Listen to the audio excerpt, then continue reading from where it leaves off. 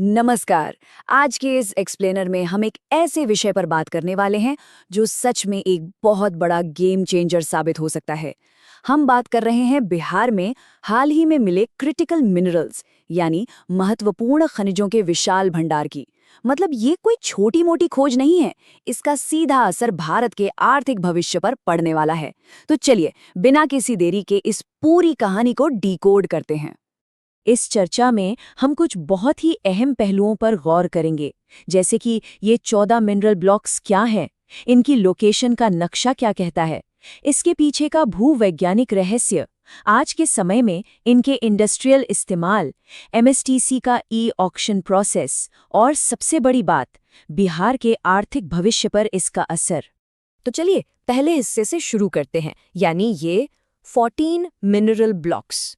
अब देखिए ये जो नंबर है ना 14, ये सिर्फ एक मामूली आंकड़ा नहीं है। हाल ही में केंद्र सरकार ने बिहार में इन 14 खास क्रिटिकल मिनरल ब्लॉक्स की पहचान की है, जिनकी जल्द ही नीलामी होने वाली है। और सच कहूं तो इस एक कदम से इस पूरे इलाके की औद्योगिक तस्वीर पूरी तरह से बदल सकती है। अब सवाल यह है कि इन ब्लॉक्स को लेकर इतना फोकस क्यों है? इसका सीधा सा जवाब है रणनीतिक संसाधनों और रेयर अर्थ एलिमेंट्स के मामले में भारत को पूरी तरह से आत्मनिर्भर बनाना। हम अब डिफेंस या हाईटेक मैन्युफैक्चरिंग के लिए जरूरी खनिजों के आयात पर निर्भर नहीं रहना चाहते। ये अपने पैरों पर खड़े होने की ओर एक बहुत बड़ा कदम है। अब आगे बढ़ते हैं दूसरे हिस्से की तरफ, जो है बिहार की इस खनिज संपदा की मैपिंग। चलिए देखते हैं कि ये खजाना असल में जमीन के नीचे कहाँ छिपा है। अगर हम इस डेटा को देखें तो ये भंडार मुख्य रूप से 5 जिलों में फैले हुए हैं। बांका के पिंडारक इलाके में कोबाल्ट, तांबा, सीसा और जस्ता मिला है। भागलपुर में क्रोमाइट के साथ साथ बेहद कीमती रेयर अर्थ एलिमेंट्स मौजूद हैं। जमुई के सोनू इलाके को तो सोने के भंडार के लिए जाना ही जाता है। और नवादा में वेनेडियम बियरिंग मैग्नेटाइट, जबकि रोहतास में ग्लूकोनाइट जैसी चीजें मिली हैं। ये सच में एक बहुत ही डाइवर्स और शानदार खजाना है। इन सब जगहों में एक बहुत ही दिलचस्प पैटर्न है। ये सारी की सारी खोजें मुख्य रूप से दक्षिणी बिहार में केंद्रित हैं। और ये वो इलाका है जो खनिज समृद्ध राज्य झारखंड के साथ अपना बॉर्डर शेयर करता है। तो एक तरह से दक्षिणी बिहार इस पूरी महाखोज का मुख्य केंद्र यानी एपिसेंटर बन गया है। अब आते हैं तीसरे हिस्से पर, द जियोलॉजिकल सीक्रेट। आखिर दक्षिणी बिहार के इन खास जिलों में ही इतनी खनिज संपदा क्यों है? इसके पीछे की असली वजह भूगोल में छिपी है। दरअसल दक्षिणी बिहार छोटा नागपुर पठार के किनारों पर बसा हुआ है। और ये कोई आम जमीन नहीं है। ये पठार प्राचीन आग्नेय और कायांतरित चट्टानों से बना है, जो कुदरती तौर पर इस तरह के बेशकीमती खनिजों का घर होता है। मतलब लाखों करोड़ों सालों से ये प्राचीन चट्टानें यहाँ मौजूद हैं। और सबसे हैरानी की बात पता है क्या है? बिहार जैसे राज्य में जो चारों तरफ से जमीन से घिरा है, वहाँ समुद्री चट्टानों के अवशेष मिले हैं, जिनसे वो भूरे हरे रंग का ग्लूकोनाइट मिलता है। ये सारी चीजें मिलकर जमीन के नीचे एक ऐसा परफेक्ट माहौल बनाती हैं कि भविष्य में भी यहाँ और बड़ी खोजें होने की पूरी संभावना है। तो चलिए अब चौथे सेक्शन की बात करते हैं, मॉडर्न इंडस्ट्रियल एप्लीकेशंस। जमीन के नीचे से पत्थर या मिनरल निकल तो आए, लेकिन आज के समय में इनका असल इस्तेमाल क्या है?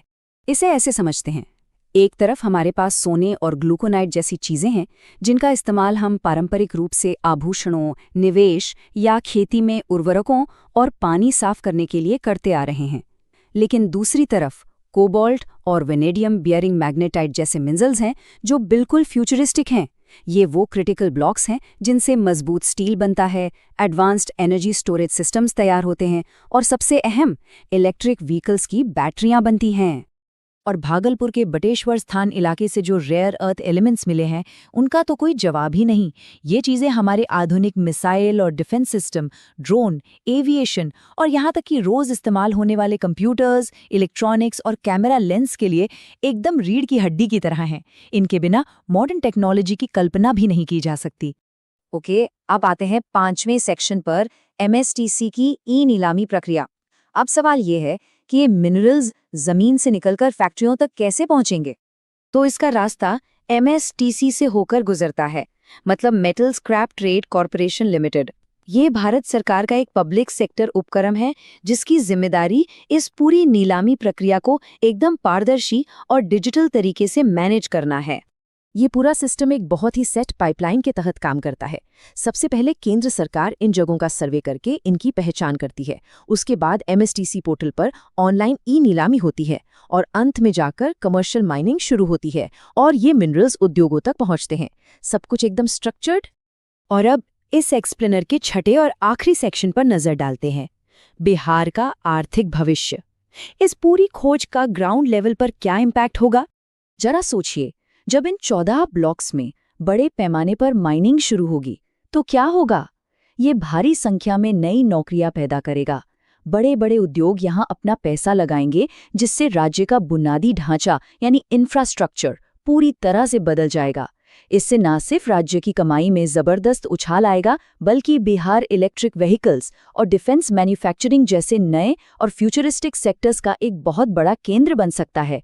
तो ये सब जानने के बाद एक बड़ा सवाल हमारे सामने खड़ा होता है, ये नई खनिज संपदा कितनी जल्दी बिहार को एक पारंपरिक खेती किसानी वाली अर्थव्यवस्था से बदलकर भारत की इलेक्ट्रिक व्हीकल और डिफेंस इंडस्ट्री का एक मॉडर्न पावर हाउस बना देगी? ये एक ऐसा बदलाव है जिसका पूरे देश को बेसब्री से इंतजार रहेगा। इस एक्सप्लेनर में हमारे साथ जुड़ने के लिए बहुत बहुत